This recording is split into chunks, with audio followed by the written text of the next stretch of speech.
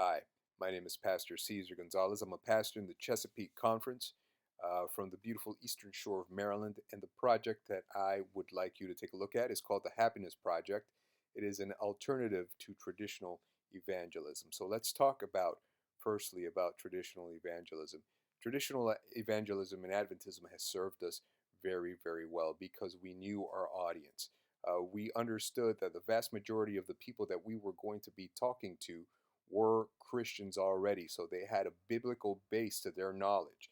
And if they believed in the Bible, and we could prove to them through the Bible that our message was better than their message, in other words, our truth was better than their truth, and they had to make a decision about that truth imminently because their name could be called up at any moment, then they understood that they had to make that decision immediately.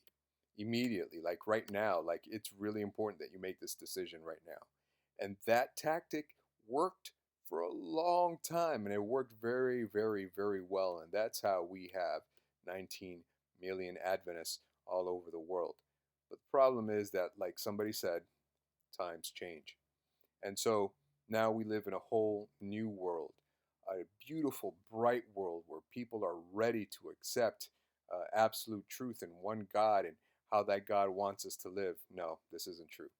Unfortunately, we live in a dark world, a world where many people have never read the Bible, let alone believe in its authority, a world where there is no absolute truth, and therefore there is no fear of eternal punishment.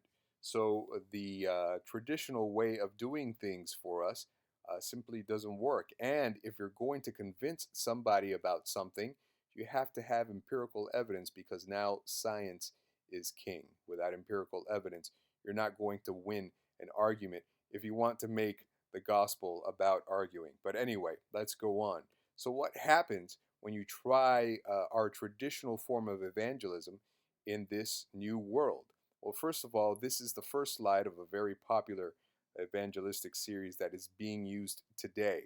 It says, if it's not in the Bible, I believe it. If it's not in the Bible, it's not for me. And right there, because we don't know our audience, we've lost a large portion of our audience.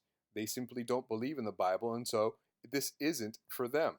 So let's go on and take a look at a few of the other slides. This is also slides from the first night of this very popular series that's being used right now. As you can see, there's a certain style. This poor guy has a headache here. And this right here, it just, it screams, this is for old people. And it is for old people. These art pieces, these slides have been around for decades and decades. And so when you come to the end of it and you see a slide like this, which of course is newer, but look at what is this slide trying to say about us and what we believe.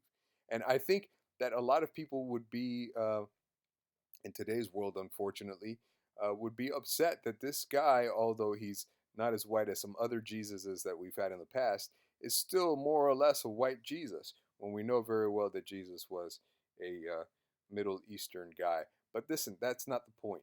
What happens when we try our traditional form of evangelism? Who are we attracting? We attract Christians because that's what it was designed to do.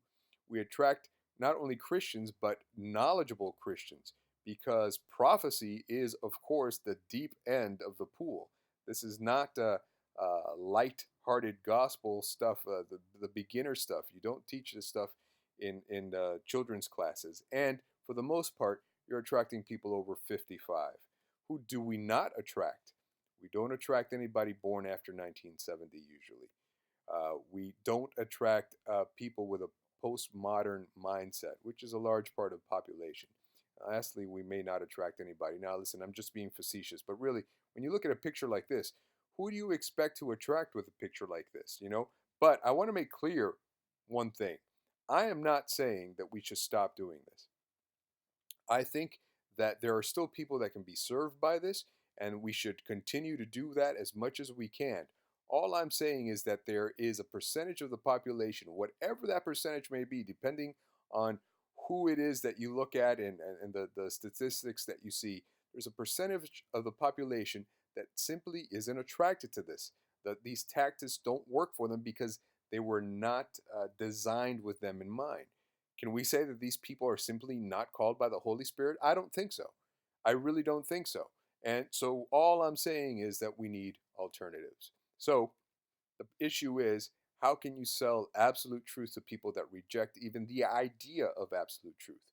How can you establish the will of God to people that don't believe in the authority of the Bible? The answer is you don't. Why? Because you can't. It's impossible. You can't do it. So what do? You have to use another tactic, and that tactic is, of course, apologetics. Yes, you sit them down and you have a very deep discussion by which you prove to them that you're right and they're wrong. The problem with apologetics is that it is, after all, an argument. And unfortunately, today arguments, are not won or lost. People don't change their minds. All that happens is you're called a bully.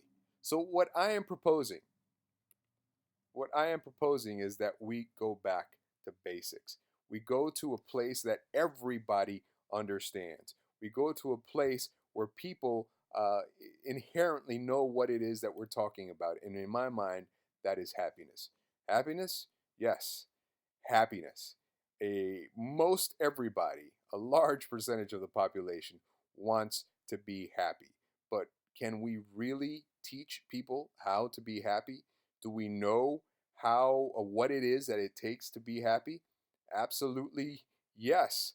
There is empirical evidence that teaches us how to be happy. Why? Because happiness has been studied for decades by doctors, psychologists, and psychiatrists. So we absolutely know what makes people happy. And as it turns out, it's pretty easy to determine if you're happy or not. You can quantify happiness. And we also know what the components of happiness are. So let's talk about quantifying happiness for a second. There are 5 questions. You can do this in just 5 questions, a little quiz that I'd actually like for you to take right now. So I'm going to be the first presenter that is ever going to ask you, the first and last probably, that ever is going to ask you to pull out your cell phone. Pull out your cell phone right now and open up the calculator app. And what I'm going to do is I'm going to put the scoring method on the right side of the screen here. I'm going to ask you questions, and then you score them accordingly. If you strongly disagree, you hit a 1. If you strongly agree, you hit a 7, and then you hit plus, and then you continue to the next question. At the end, we'll get a happiness quotient that'll allow you to know how happy you are. So are you ready? I hope so. I think I gave you enough time to pull out that phone. It's probably in your hand already. Anyway, here's the first question. In most ways, my life is ideal.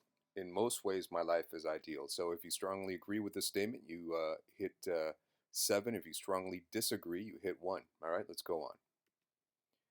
The conditions of my life are excellent. Strongly disagree, hit 1. Strongly agree, hit 7. Then hit a plus sign and we'll go on. I am satisfied with my life. I am satisfied with my life. Next question. So far, I have gotten the important things I want in life. So far, I have gotten the important things I want in life. And some of you are going to breeze through this, and some of you it's going to be a little bit more difficult, and that's the point.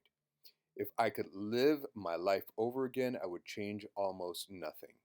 If I could live my life over again, I would change almost nothing. Well, hit equal sign there, and the higher your score, the happier you are. The lower the score, well, you get the picture. So now that we know that you can actually grade and quantify happiness, do we know what the components of happiness are? We know that good relationships are extremely important to happiness. We know that a sense of purpose is very, very important to happiness. Also, a belief in something greater than yourself is important to happiness.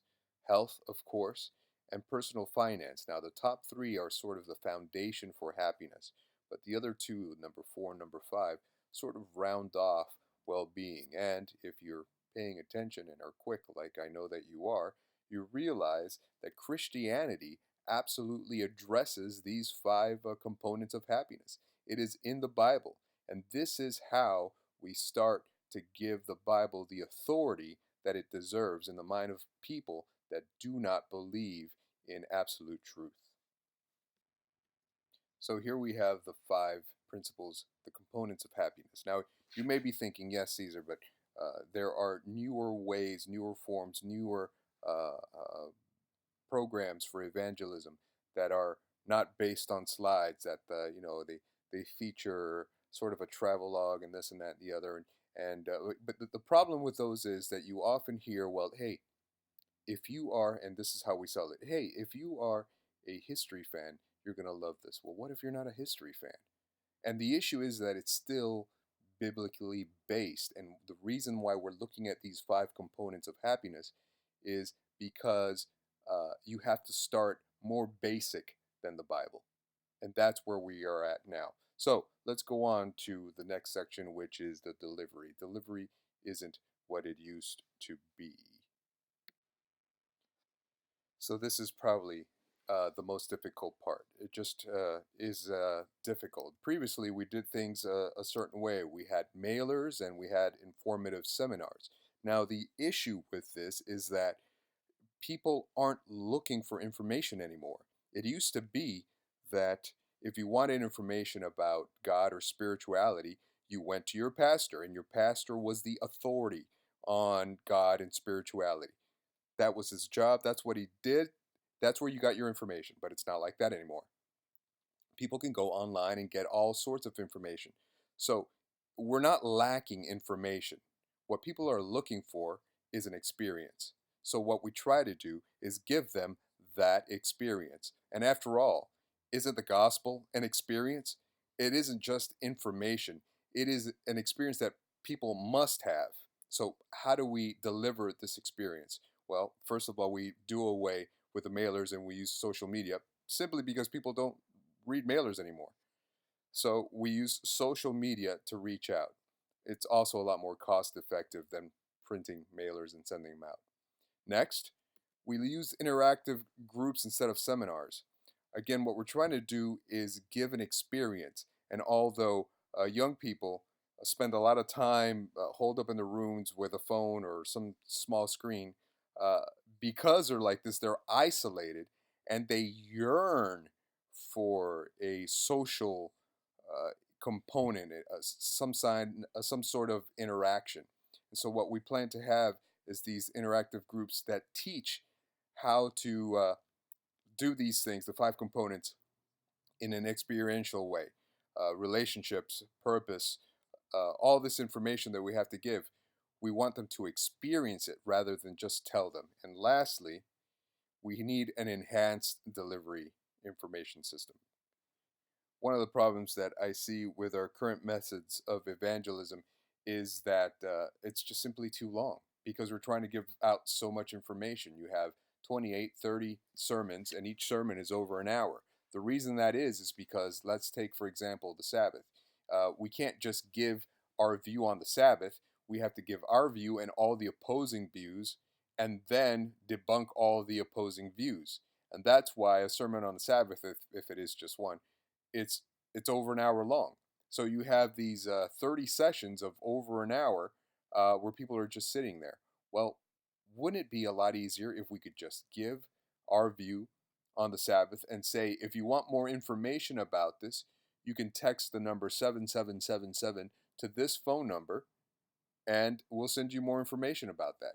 And if people are already convinced, they don't have to sit through a lecture. If they want more information, they can digest it at their own pace. Now, what I like about this idea is that the people that take this quiz, and you can imagine the quiz coming up on Facebook and all these different forms of communication, social media, the people that are doing this, they already know that they're unhappy. They already know that there's something missing in their lives. So they're already looking for something, and we have an answer to the question that they have in their hearts. And that's why I think that it's so important to go in this route rather than just give out information. So, anyway, what does it look like? Well, that's the big question. And that question deserves an answer, but that answer comes with a price tag. I'm just one guy and I can't do this by myself. We need funding to get the design going and content going, and that's why you're seeing this presentation. I hope you enjoy it. I hope to hear from you soon. Thanks so much.